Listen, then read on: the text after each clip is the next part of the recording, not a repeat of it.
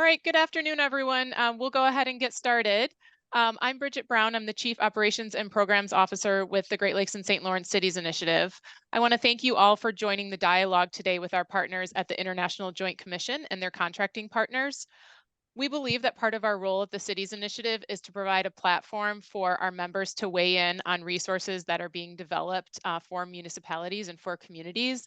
So we're very enthusiastic to see such a big turnout for today's event. There was a lot of interest. A lot of people are here today, and we appreciate that and really value your feedback. So thank you. I'm going to ask for everyone to take just a moment to introduce themselves in the chat. If you haven't already, if you can just type in your name and either the name of your organization, your municipality, your conservation authority, whatever your affiliation, that will help us as we're digging through the data that's coming out of our conversation today to kind of figure out like who was all in the room. And then you can also you can click on the three dots by your picture, and you can scroll down to rename if you need to update your name if the incorrect name is showing up, or if you wanted to also add your affiliation to your image as well. We're going to do just a few introductions here, and then the IJC will provide a brief presentation before we split out into breakout rooms for Canada and the United States. And with that, I'm going to turn it over to Bonnie Fox from Conservation Ontario to introduce herself. Bonnie. Hello, everyone. I'm the Policy and Planning Director at Conservation Ontario, and I'm happy to share this opportunity for Conservation Authority staff, practitioners, and board members to provide your feedback on your climate adaptation needs, which is what this event is about. And I'll move it on to the next person. Yeah, I think we were going to now kick it over to, I think the next slide, if you could, Dawn, and we'll just go over a couple of quick housekeeping items, and then I'll pass it on to Mark and Dawn and their team.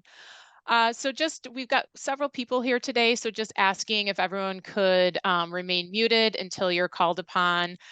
We will have this recording available from this intro session right here, available if you wanted to check back on it later, or if you have to hop off early, or wanted to share with any colleagues or anything like that so they can get this information as well. And then just in terms of like process, if you do have a question or a comment, you can raise your hand and you can type questions in the chat. And then when we do get into the breakouts, there will be a separate process that the facilitator in the breakouts will introduce as well.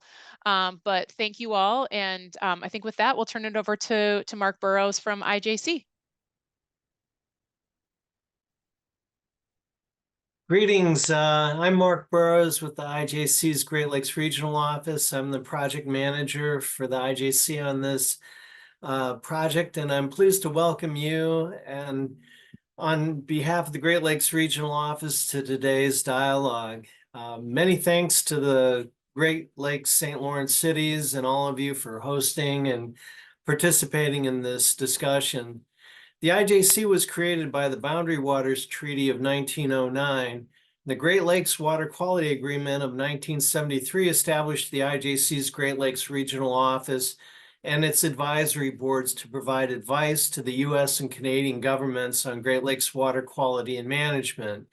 The IJC's Water Quality Board takes the lead on developing advice to the Commission and has periodically reported on climate change with increasing emphasis on that over the past decade. Climate resiliency is a regional priority for the IJC, and the Water Quality Board developed this project with a special emphasis on small, medium, and tribal and First Nations communities that need support. The goal here is to develop a robust guide of dynamic planning tools, insights, and learning opportunities designed for local and regional governments. The team is seeking to create an overarching and comprehensive compendium of strategies, identify effective tools, approaches, resources, and specific actions.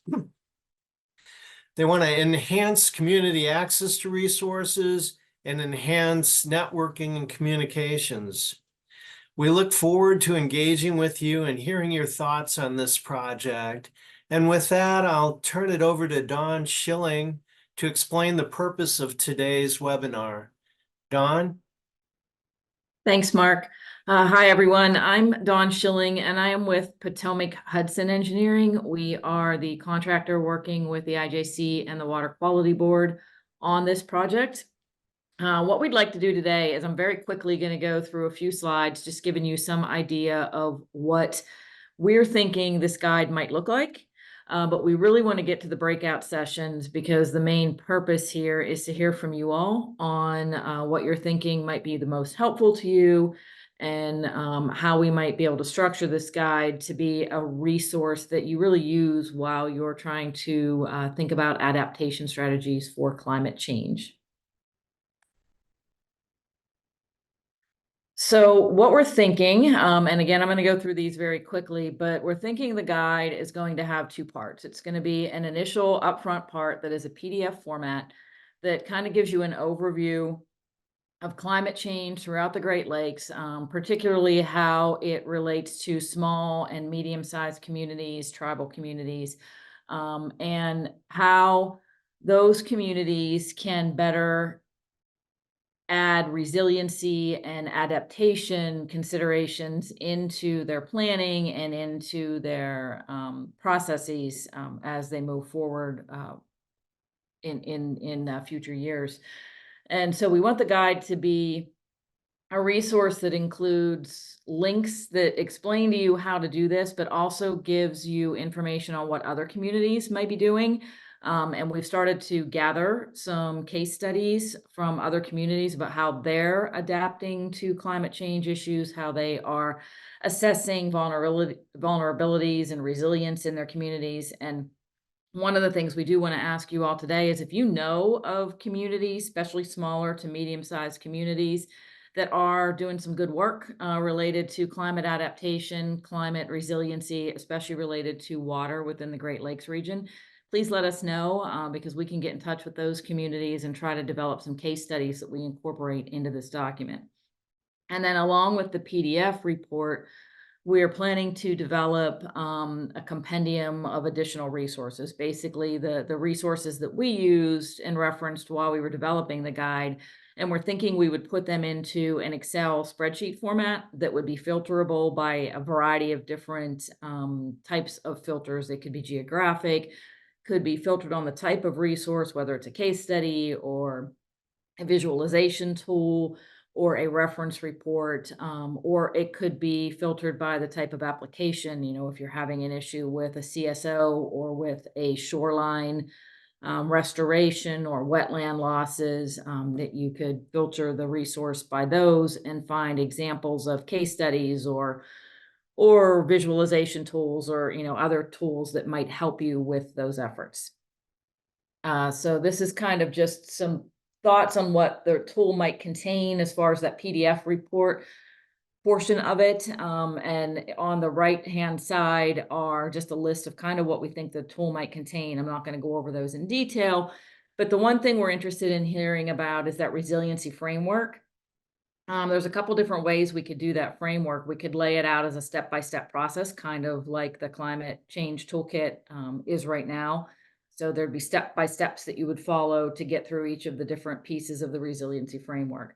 Another possibility could be to lay it out that it's much more loose and it's not really a step-by-step guide, but it's something that gives you information on each of the steps that you could apply as you're working through developing studies or thinking about your ordinances or, you know, whatever it might be you could be working on. You could pull little bits and pieces out of each of these that might be applicable to what you're looking at. So, you know, I'd be curious to hear from all of you whether you think a step-by-step process would help you better, or if something more loose that gives you tips and techniques on how to consider these things in what you're already doing might be more useful to you.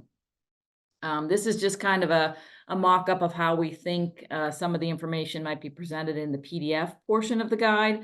So basically we'd have, you know, the resource, some information here in a block on how you might use it, how it might be applicable, and then maybe a case study that went along with, you know, that tool to show you how another community had used that tool. So again, this is one thought on how it might work, and we're interested in hearing from you all today on what you think would be the most helpful. And the plan is to hopefully have a final guide to you all by the end of next year, a draft guide in probably summer of next year. So that's the plan for putting this all together. And like I said, I know I went through that very quickly, but the purpose here really is to get you guys into that breakout session so we can do a facilitated Q&A and discussion with you all to get more input from you. And I did want to mention also that you should have received a PDF handout that talked a little bit about what we're doing. And on the back of that handout, there are some questions that we may or may not get to in the breakout sessions. If you have input that you would like to give us related to those questions, my email address is on that handout. I'll also drop it in the chat box once we get into the breakout session. And I think Sarah Hallie, who will be facilitating the other breakout session, will do the same with hers. And you can always provide us input via those emails if there's something you don't think you got to say or something that you think of later that you think we should know. So with that, I think, Bridget, we'll go ahead and move into the breakout rooms. And as I mentioned, we're going to ask a series of questions in the breakouts, and you can type your responses in the chat box. You also can use the raise hand feature, and we'll have this slide back up again once we go in there. Perfect. I just opened the breakout rooms there. If you are representing a Canadian jurisdiction, you can join the Canada room. If you're representing a US jurisdiction, you can join the US room. If you're representing any different kind of entity, tribal organization or something like that, like, please feel free to pick a room and or any of our partners who are here from private organizations, just pick the room that you think best fits with you, and we'll see you in the breakout rooms.